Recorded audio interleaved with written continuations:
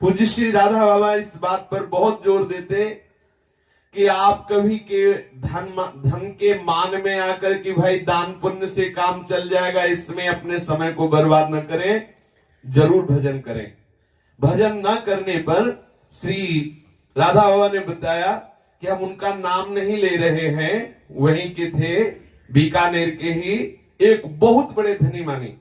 राधा बाबा बोले उनके पास अपार धन था, चांदी सोने की बहुत सी शिलाएं थी, तहखाना भरा हुआ था सोने चांदियों से। तहखानों की चाबी सेठ जी अपने पास रखते, वैसे खूब दान करते, बड़े मंदिर बनवाए, औषधालय, पुस्तकालय, धर्मशालाएं, पानी पिलाने की जगह प्याऊ, और कुछ साधु महात्माओं को अन्न पवाना, ये भी करते, सब करते। लेकिन जितने धनियों में दोष थे वो उनमें थे। ये धनी मानी जन जो ऐसा करते रहते, उनका उद्देश्य ये नहीं होता भगवत प्राप्ति या भगवत प्रसन्नता, उनका उद्देश्य होता है हमारे पाप क्षय हो जाए और हमारी खूब सुख सामग्री बढ़े। वो सेठ जी ये नित्य कर्म उत्तम करते कि उनके सभी कर्म होते अपनी यश के लिए, लिप्सा के लिए, पुण्य लाभ के लिए। ये सभी कर्म उन्हें बंधन से मुक्त करने वाले न होकर शरीराध्यास रूपी बंधन सुदृढ़ करने वाले थे। इसीलिए भगवान श्री कृष्ण ने कहा है, सर्वधर्मान परित्यज्य मामेकम शरणं व्रज। ये सब धर्म कर्म यदि हम यश लिप्सा के लिए, भोग प्राप्ति के लिए करें तो सब व्यर्थ है।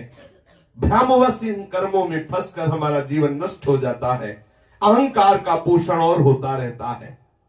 पूज्य राधा बाबा कह रहे हैं, धन के नशे में जो दुर्गतियां होती हैं हम तुम्हें वो बता रहे हैं, पर इसमें एक बात बन गई कि वो कभी कभी साधु को भोजन पवा देते थे और सब दान पुण्य तो करते ही थे।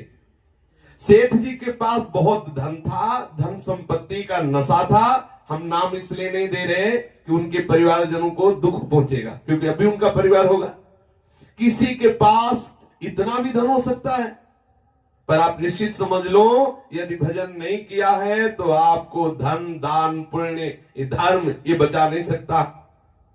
पैसे के बल से ये कुछ चाटुकारी लोग तुम्हारी बड़ाई कर सकते हैं कि अरे भाई तुम भगवान हो, लेकिन आपको विश्राम नहीं मिल सकता, आपको दुख भोगना पड़ेगा। नगर सेठ के पास अपार संपत्ति होने पर भी अब जब भोग का समय आया तो ऐसा भयानक सड़न पैदा हुई कि उनके शरीर में कीड़े पड़ गए और शरीर से ऐसा मवाद बहने लगा कि संपूर्ण घर दुर्गंध से भरा। एक बेटा और बहुत सुंदर बहू, घृणावश उस घर में जाना, कई घर थे, उस घर में जाना बंद कर दिया जिस घर में वो धनी सेठ बीमार पड़ा। अब बच्चों के पास खूब पैसा था, जर्मनी से एक डॉक्टर, एक नर्स बुलाई, 5,000 रोज उसकी फीस, नर्स की और डॉक्टर की 5,000। लेकिन वो स्वयं नहीं जाते, वो जो इतनी दुर्गंध युक्त मवाद निकलती कि और रईस के बच्चे वो नहीं जाते। पिता को 5,000 रोज की पेमेंट देकर डॉक्टर और नर्स रख दिया। सेठ जी को हृदय में बहुत पश्चाताप हुआ, जिनके लिए मैंने इतना ऐश्वर्य कमाया वो मुझे देखने नहीं आ रहे, मेरे घर से चले गए, दूसरे घर में रह रहे हैं। और पुत्र को लगा कि मैं अपने कर्तव्य का पालन कर रहा हूं, उनके पास 2 आदमी तो है ही, एक नर्स एक डॉक्टर। उसके हृदय में बहुत दाह होने लगी। अधिक पैसे, अधिक प्रतिष्ठा के कारण वहां अंदर कोई जल्दी जा ना पाता, भीषण रोग से सड़ रहा था घर में। और ये बात भाई जी को पता चली कि कोई उससे मिलने नहीं जाता। ये पता कैसे चली? जो बीच बीच में साधु सेवा कर देते थे उस कृपा ने ये पता चलवाई। देखो, संत सेवा कभी व्यर्थ नहीं जाती, किसी भी भाव से की जाए। भाई जी महाराज बड़े करुणामय हृदय के, बड़े आत्मीय स्वभाव के, सबसे उत्तम स्वभाव भाई जी का। जरा सा किसी का कष्ट सुनते ही तुरंत सांत्वना के लिए वहां पहुंच जाते थे, बिना बुलाए, बिना परिचय के। भाई जी की दृष्टि इतनी पवित्र, इतनी क्षम थी कि चाहे कोई नारकी कीड़ा हो या कोई सूक्ष्मदर्शी तत्वज्ञ महापुरुष, दोनों के प्रति समान भाव। भाई जी सब जीवों को गुण निरपेक्ष, ज्ञान निरपेक्ष और भक्ति निरपेक्ष प्रेम करते। अर्थात इसमें कोई गुण है इसलिए प्यार करें, या ये ज्ञानी है इसलिए प्यार करें, या भक्त है इसलिए प्यार करें। नहीं, वो जीव है, प्रभु का स्वरूप है, बस इस बात से प्यार। उन्होंने किसी से कभी कोई आशा नहीं की, सबको भगवत भाव व्यतीत करना, सबको प्रभु में मगन कर देना, ये भाई जी का ममत्व था। भाई जी ये सुनते ही वहां पहुंच गए। सेठ के दुख की बात सुनकर कि उसके शरीर में कीड़े पड़ गए, इतना मवाद की कोई व्यक्ति नहीं जाता, केवल जिन पैसों से डॉक्टर और नर्स को रखा है वही वहां जाती हैं, और वो भी दवा दी चले आए, एक साइड में अलग रहे। भाई जी करुणा से द्रवित होकर उसके पास पहुंचे, सेठ से कहा कि देखो तुम्हारे जीवन का ये परिणाम है, अब नाम जप कर लो, प्रभु से प्रेम कर लो। सेठ ने कहा भाई जी मेरी बात पहले सुन लो, मेरे तय खाने में सोने चांदी की सिल्लियां रखी हैं और वो सब मेरी धर्म पत्नी को मिलनी चाहिए, बेटे बहू को नहीं। भाई जी ने कहा अरे हम तुमको समझा ले आए कि जीवन में सड़ रहा है और सोने की और चांदी की सिल्लियों में मन फंसा, बहुत विचित्र दुर्दशा होती है। भाई जी ने कहा कि तू जीवन काल में नहीं सुधार सका, अंतिम सुधार ले, तू भजन कर ले। सेठ जी ने कहा कि पहले इस बात का पक्का विश्वास दिलाओ हमें कि हमारी जो संपत्ति है, जो सोना चांदी, वो मेरी पत्नी को मिलेगा, मेरे बेटा बहू को नहीं। मेरे बेटा बहू इस धन के अधिकारी नहीं बनेंगे, पहले विश्वास दिलाओ। भाई जी ने कहा हम ये सब प्रपंच करने नहीं है, हम तो तुम्हें समझाने आए कि भगवान का भजन कर लो, अंतिम बन जाए। इकलौता बेटा सेठ जी का, और देखो उसने भी कभी देखने नहीं आता, रुपया की सेवा चल रही, लेकिन समीप माता पिता को होता है ना, एक बार तो कोई मेरा अपना आ जाए। लेकिन सच्ची मानना, यदि प्रभु से प्रेम नहीं किया तो अपने लोग तुम्हें अंतिम समय ऐसा जलाएंगे कि तुम्हें रोगे, लेकिन कोई तुम्हारे आंसू पोंछने वाला नहीं होगा। भाई जी करुणा के स्वरूप ऐसी दुर्गंध स्थिति में उसके समीप गए उसको। अब वो सेठ जी का पुत्र वैसे तो सब बातों में सेवा की व्यवस्था किए हुए था, लेकिन सामने नहीं आता।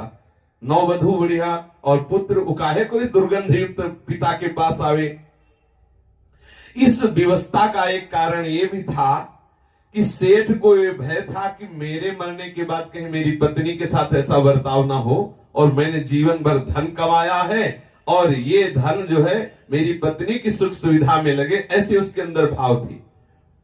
अब कोई आस पड़ोस का भी ना आता, इतनी दुर्गंध कौन छुए ऐसे गंदे मवाद से युक्त शरीर को। निश्चित समझना जब दुख का अवसर आता है तो कोई नहीं, केवल भगवत विश्वासी को भगवान सहयोग करते हैं, दूसरा कोई। सच्ची मान लीजिए, बहुत झूठा नाटकी संसार है, तुम्हें दिखाई देगा, कहेंगे एक जन्म नहीं 7 जन्म तक, और 7 मिनट बाद हट जाएंगे। ऐसे धोखेबाज है, इनके वचनों में फंसोगे तो पूरा जीवन बर्बाद हो जाएगा। प्रभु से प्रेम करो, प्रभु पे विश्वास करो। देख लो कितना जीवन भर धन कमाया, अंतिम समय कोई काम नहीं आ रहा। अब वो इतना द्वेष से युक्त हो गया अपने पुत्र से कि भाई जी से कहने लगा कि हमारा बेटा हमारी अंतिम चिता को भी स्पर्श न करे, हमारी संपत्ति का अधिकारी न बने। आप ऐसा, भाई जी ने कहा आप बात समझो, इन सबसे अपनी चित्त वृत्ति हटाओ, श्री कृष्ण से प्यार करो, श्री कृष्ण का सुमिरन करो। देखो कितनी दर्दनाक तुम्हारी स्थिति है, कीड़े कुल है, मवाद निकल रहा है, क्षमा करो अपने परिवार वालों को। ये धन का जो सुख दुख है प्रारब्ध के अधीन, इसे छोड़ो। किसी को धन से वंचित करना, किसी को धन दिलाना, ये जगन नियंता प्रभु का विधान, तुम इसे छोड़ो। तुम तो केवल अपने मुख से प्रभु का नाम बोलो, प्रभु का चिंतन करो, जो नरक जाने वाले हो उससे बच जाओगे। ऐसे समय में हेतु रहित भगवान कृपा करते हैं, ऐसे महापुरुषों का समागम करा देते हैं। और कौन बैठेगा समीप? और वो भाई जी से बार बार यही कह रहा कि हमारी संपत्ति हमारे बेटे को न मिले, पत्नी को मिले। ऐसा विश्व नियंता प्रभु की इच्छा के बिना एक पत्ता नहीं हिलता। इसलिए भाई जी से कहते हैं विश्व नियंता की रुचि में रुचि मिला दो। तुम क्यों द्वेष करते हो अपने बेटे से? भाई जी पिता के मन से पुत्र के प्रति जो उत्पन्न हुआ द्वेष और मिटा देना चाहते थे, क्योंकि अंतिम समय यदि द्वेष बना रहा तो दुर्गति हो जाएगी। सेठ जी को बार बार अनवरत यही समझाने की चेष्टा कर रहे थे, संसार में कोई अपना नहीं है, संसार में लेस मात्र सुख नहीं है, किसी के भी प्रति इतना अपनापन न कर लो कि आप आशा कर बैठो कि ये हमारे इस काम आएगा, और जब ना आएगा तब आप उससे द्वेष कर लेंगे, घृणा कर लेंगे। केवल प्रभु से आशा रखो, प्रभु से, संसार से नहीं। ये संसार तो मात्र स्वार्थ का है, स्वार्थ का। अनित्यम सुखम लोको मिमं प्राप्य भजस्व माम। प्रभु कह रहे हैं संसार नाशवान दुखालय स्वार्थ से भरा हुआ है, इसमें सुख नहीं। यदि वास्तविक सुख चाहते हो तो केवल मेरा भजन करो, केवल मेरा। ये प्रभु के वचन मिथ्या नहीं हो सकते। भाई जी ऐसा उस सेठ को समझाने लगे। राधा बाबू बोले कि भाई जी सेठ को बार बार समझाते कि कोई भी जिसे वास्तविक सुख की इच्छा है उसे केवल केवल प्रभु से अपना संबंध रखकर भजन करना चाहिए, क्रियाएं भले व्यवहार की हो, इसके बिना अन्य कोई चारा नहीं है। पीलिए के रोगी को संसार पीला ही दिखाई देता है, जिसका पित्त बढ़ जाता है उसको मिश्री भी कड़वी लगती है। सच्ची मानिए हम सबकी दृष्टि खराब हो गई है, हम सबकी रुचि खराब हो गई है। ये पुत्र पुत्री शत्रु मित्र अपने पराये अच्छे बुरे, इसमें हम फंस गए। एकमात्र इस रोग से निपटने का उपाय है श्री कृष्ण शरण, श्री कृष्ण चिंतन। भाई जी जैसे ही सेठ जी से उनके संबंधी जो मिलने की कोई चेष्टा करता आता, भाई जी कहते देखो अब जो आवे उसको मानो श्री कृष्ण आए हैं, ये मत मानो कोई रिश्ते नातेदार आया है। लेकिन ये भाव उनके अंदर आ ना पाते। देखो कितनी कृपा की भाई जी जैसे महापुरुष अंतिम समय उनको समझा रहे हैं। हमें तो ये लगता है कि किसी भी तरह से यदि संत सेवा कभी किसी से बन गई है तो भगवान उसका निर्वाह करते हैं।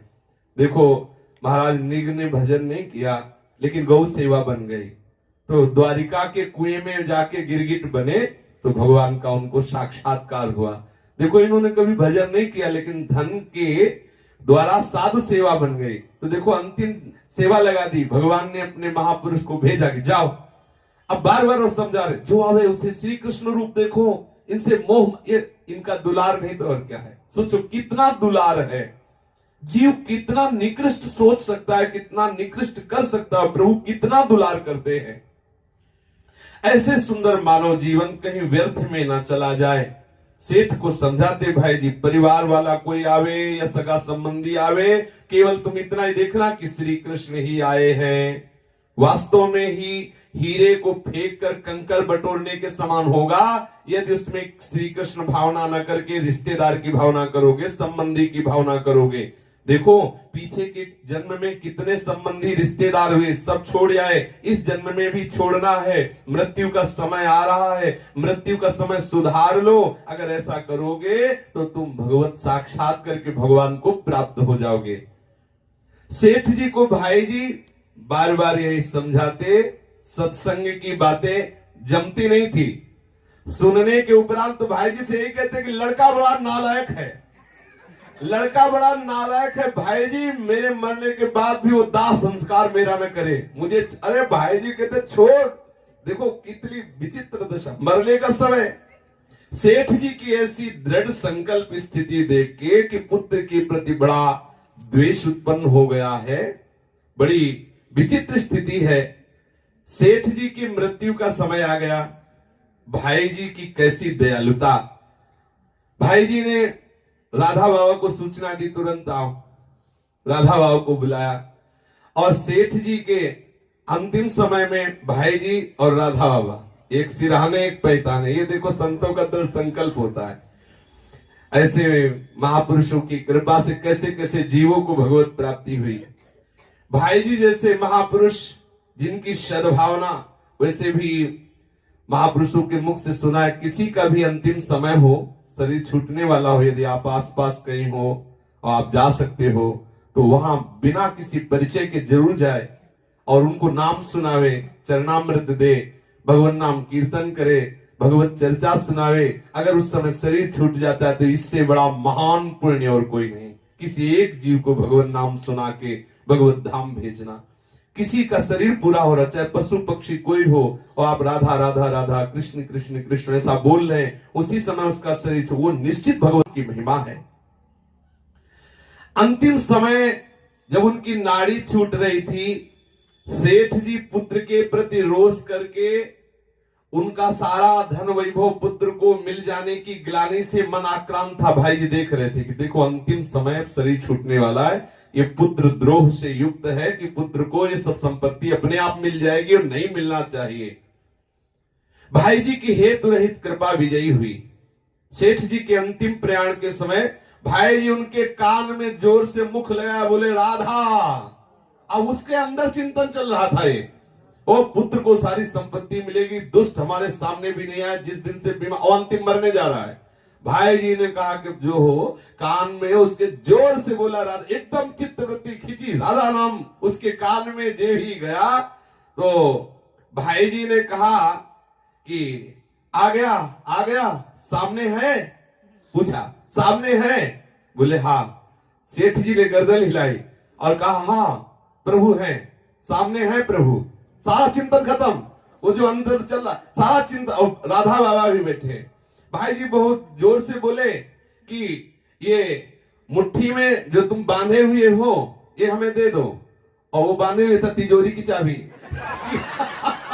भाई जी ने कहा ये ला, और चाबी ले ली और बोले कि देखो ये तुम्हारी चाबी, ये जो सामने आए हैं ना प्रभु, इनके हम चरणों में समर्पित करते हैं। जीवन भर भी जो भी तुमने लक्ष्मी कमाई वो लक्ष्मीपति के चरणों में समर्पित कर रहे हैं। देख ऐसी भावना कर, मरते समय बिल्कुल देखो कैसा संभाल दिया।